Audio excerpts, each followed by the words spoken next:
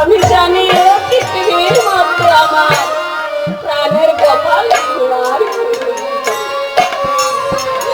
যে গোপালকে আমি এক মুহূর্ত না দেখে থাকতে পারি না। আজ সারা পৃথিবী চলে গিয়েছে, একবারও আমার গোপালের চাঁদ মতন আমার নয়নে দর্শন করিতে পারে না। আমি যে আর ওই গোপালকে ছেড়ে দিয়ে থাকতে পারছি না। সত্তর আমার প্রাণের গোপালকে তোমরা আমার কাছে এনে দাও।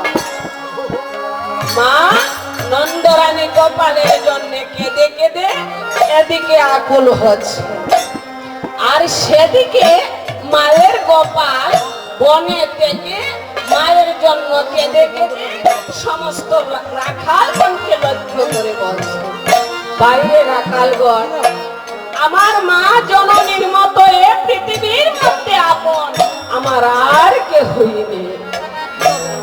দেখো ভাই, আমার মা জননী আমাকে পাইবার জন্য কত যে দুঃখ কষ্ট করিয়াছিলেন তাহা কিন্তু ভাষায় প্রকাশ করা যায় না। ভাই, আমার মাতা পিতা ছিলেন পূর্ব জন্মে ব্রাহ্মণী। একদিন তাহারা ব্রহ্মার কাছে যেয়ে ব্রহ্মাকে বলছেন, অগো ব্রহ্মা, আমরা ওই ভগবানকে পুত্র পাবে কেমন করে লাভ করিতে পারিব, এবার সেই রাস্তাটুকু আমাদেরকে বলে দাও। সদী গৌর ভক্তগণ, এমন সময় ব্রহ্মা বলছেন, ওহে যোগীন্দ্র, ধ্যানেন্দ্র, মনীন্দ্র, তাহারা সারা জীবন ধ্যান করেও ওই ভগবান চরণ পাচ্ছে না, আর তোমরা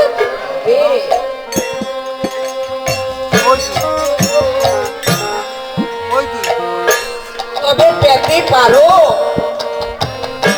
যদি তোমাদের এই কোটি কোটি দক্ষর্য পালিয়ে দিয়ে ওই ধরা নামে জেনে বেকারি সেজে বেকা করে অতীত সেবা পালন করিতে পারো, তাহলে হয়তো এই ভগবানকে পুত্রভাবে লাভ করিতে পারো।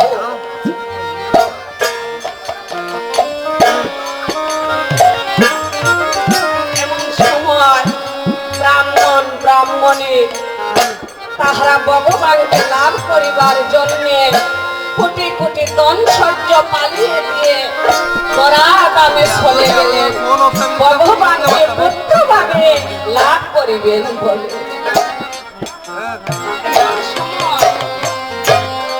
তারা প্রতিদিন ভিক্ষা করে অতীত সেবা ব্রত পালন করে।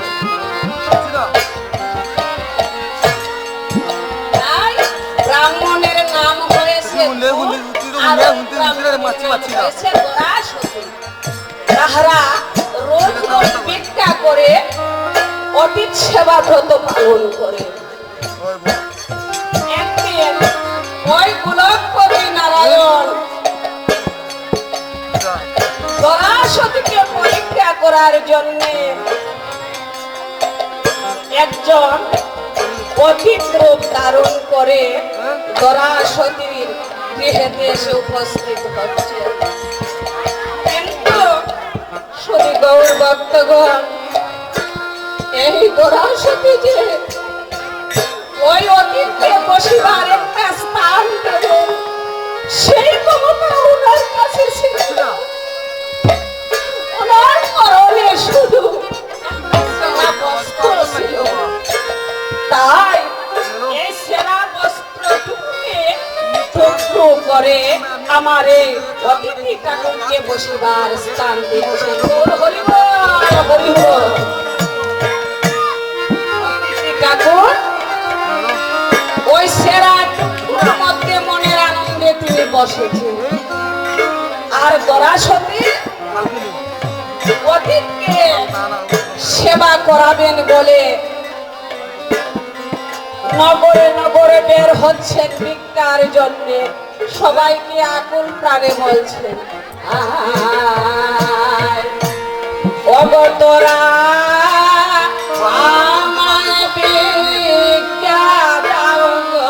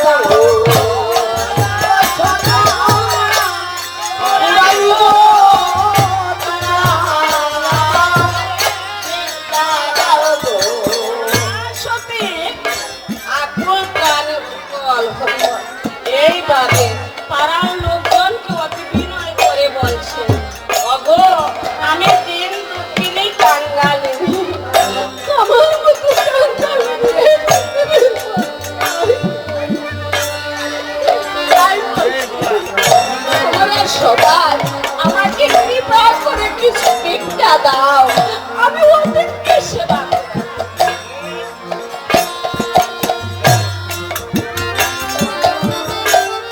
এমন সময় পাড়ার লোকজন ওই দরাসতীকে বলছে, দরাসতী, এই সন্ধ্যাবেলা তোমাকে ভিক্ষা দিতে পারবো না, তুমি কাল দিনের বেলা আসিও, আমরা সবাই তোমাকে ভিক্ষা দেব। গৌরভক্তগণ দরাসতী সারাটি নগর ঘুরিয়ে এক মুষ্টি ভিক্ষা পাইলেন না, কেহই দরাসতীকে ভিক্ষা দিল না। দরাসতী মনে মনে ভাবছে, আর যদি ভিক্ষা করে আমি অতীত সেবা ব্রত পালন করতে পারি না, তাহলে আমার এই জীবনটা রেখে আর ফল না, আমি ওই পাহাড়ের গুহায় যে আজ আমার প্রাণটা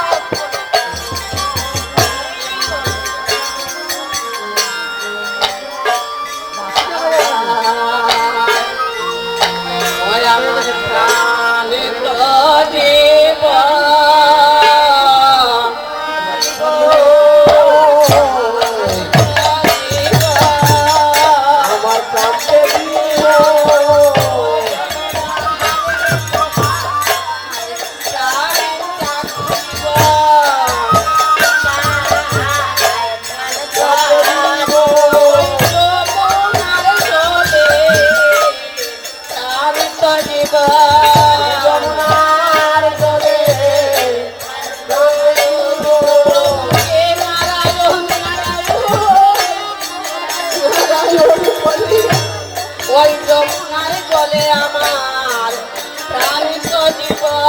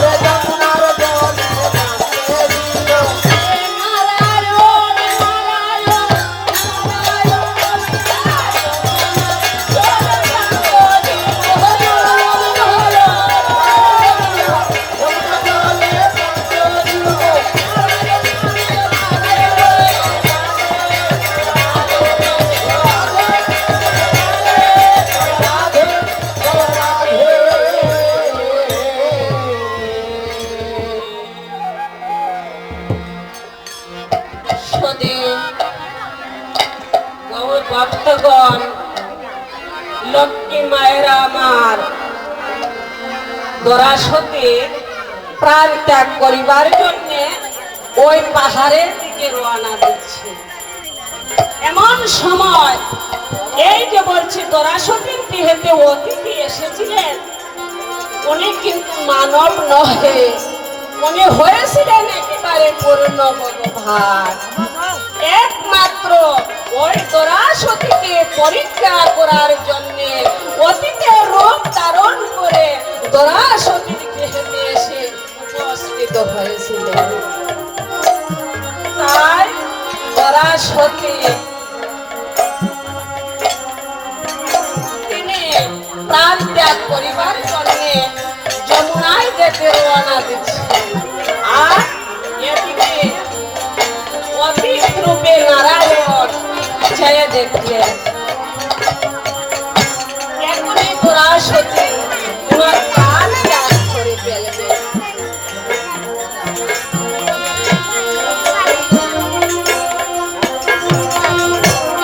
এমন সময় গোলকপতি নারায়ণ সঙ্গে সঙ্গে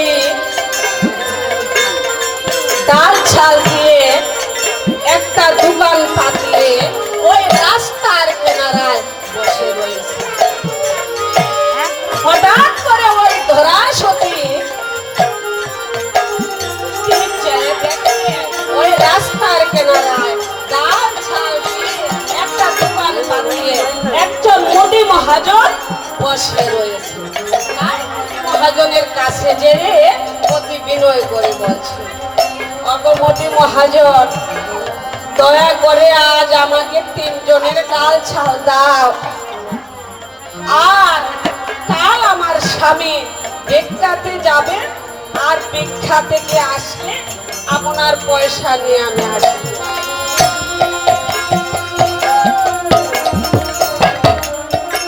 এদিকে এমন সময় দরাসতিকে লক্ষ্য করে বলছে, দরাসতি এবার বাকি হবে না, হবে না, এবার বাকি হবে না,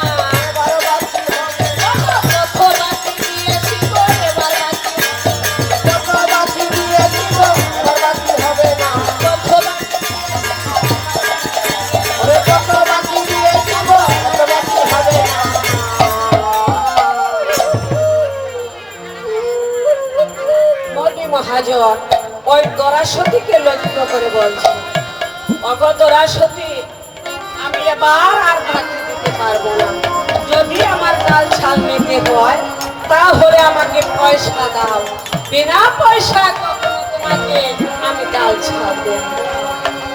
কিন্তু সতী গৌর ভক্তগণ, দরাসতির পরনে শুধু একটা সেরা বস্ত্র, ওনার শরীরে একটা গয়না খাতি বলে, আর উনি পয়সা দেবেন কোথা থেকে?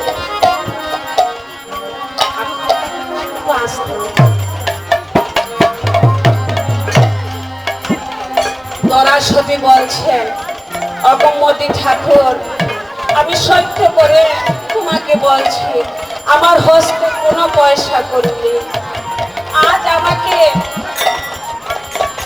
এই ডাল ছাল দিয়ে দাও, আর কাল আমার স্বামী ভিক্ষা থেকে আসলে পরে ডাল ছাল আপনার নিয়ে আসবো, সেখানে এই দরাসতি যখন এই কথা বলছেন, মোদি মহাজন বলছেন, হবে না, আমি তোমাকে বাকি ডাল ছাল দিতে পারবো না।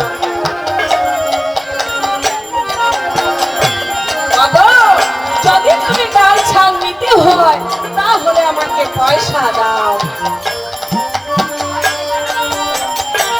দরাসতি কত কাকুতি মিনতি করলেন, কিন্তু মোদি মহাজন তাই না শোনায় দরাসতি মনে মনে ভাবলো, আর যদি আমি ভিক্ষা করে অতীতের সেবা পালন করিতে পারি না, তাহলে আমার আর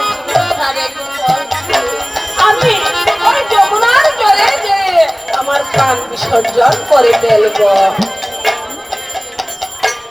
ওরা সত্যি প্রাণ ত্যাগ করার জন্য যমুনায় যেতে রওনা দিচ্ছে। এমন সময় ওই মোদী মহাজন দরাসতীকে আকুল প্রাণে ডাকছেন, বলছেন, দরাসতী, এবার তুমি আমার কাছে এসে একটা কথা শুনে যাও। দরাসতী এমন সময় ওই মোদী মহাজনের কাছে এসে মোদী মহাজনকে লক্ষ্য করে বলছে, মোদী মহাজন, আপনি কেন আমাকে এত আকুল হয়ে স্মরণ করিয়াছেন? মোদী মহাজন বলছে, দরাসতী, আমি জানি তোমার কাছে একটা অমূল্য ধন আছে। সেই অমূল্য ধন যদি তুমি আমার কাছে বাধা দিতে পারো, তাহলে আমার সব প্রাণ ছাই তোমাকে দিয়ে দেব। হরিবল হরিবল হরিবল।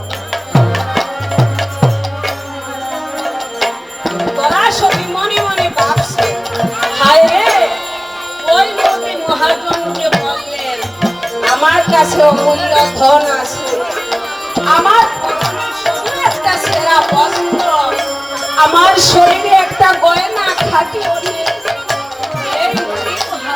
কেমন করে জানবেন আমার কাছে যে অমূল্য ধন আছে? আচ্ছা অগমতী মহাজন, আপনি কি প্রমাণ দিতে পারবেন আমার কাছে কি অমূল্য ধন আছে? মোদী মহাজন বলছে, কেন পারবো না, অবশ্যই পারবো। এবার অগদরাসতী, তোমার কাছে কি অমূল্য ধন আছে এবার আমি বলে দিচ্ছি।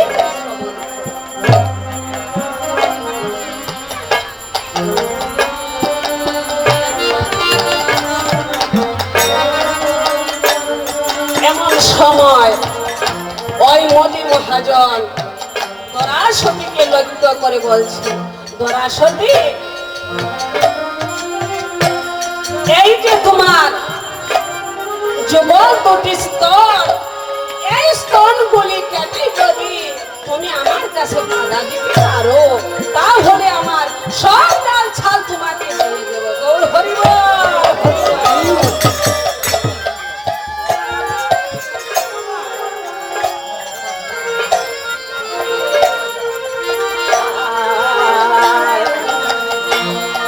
এমন সময় দরাসতী মনে মনে ভাবছেন, হায় রে,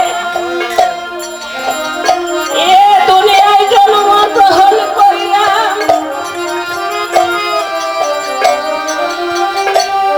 কিন্তু আমি তো একটা সন্তানের মতো দর্শন করিতে পারলাম না। তাই আর যদি এই স্তনগুলি আমার অতীত সেবায় লেগে যায়, তাহলে আমার জীবনটা একেবারে ধন্য হয়ে যাবে।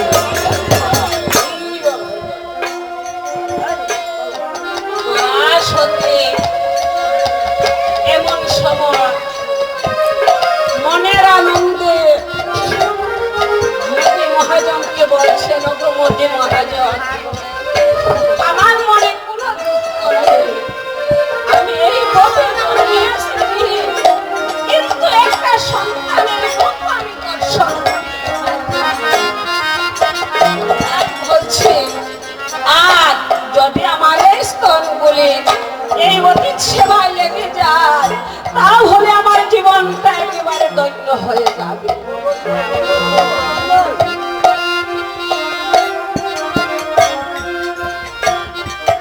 দরাসতী এমন সময় ওই মোদী মহাজনকে লক্ষ্য করে বলছেন,